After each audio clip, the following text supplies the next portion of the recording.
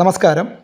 ഈ വീഡിയോയിൽ പരിചയപ്പെടുത്തുന്നത് നമ്മുടെ ക്ലൈമറ്റിൽ കുഞ്ഞിലെ തന്നെ കവറിലായാലും ചട്ടിയിലായാലും തറയിൽ നട്ടാലും ഒക്കെ കുഞ്ഞിലെ തന്നെ കായ്ഫലം കിട്ടുന്ന രണ്ട് ഇനം പ്ലാവുകളെയാണ് നിങ്ങൾക്ക് പരിചയപ്പെടുന്നത്. അപ്പോൾ കവറിലൊക്കെ നമ്മൾ നടുമ്പോൾ കൃത്യമായിട്ട് വളം കൊടുക്കണം.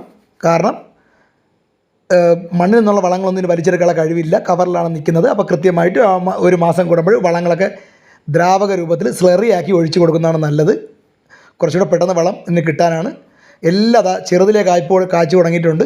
അപ്പം വിയറ്റ്നാം സൂപ്പർ എയർലിയുടെ ഒരു ചുമന്ന വരിക്കയുടെ തൈയാണ് നമ്മൾ നട്ടത്. ഇത് J33യുടെ മഞ്ഞ വരിക്കയാണ് ഈ കാണിക്കുന്നത്. J33 നല്ല ക്വാളിറ്റിയുള്ള ഇനമാണ്. അത് കുഞ്ഞിലെ തന്നെ കായ്ക്കും.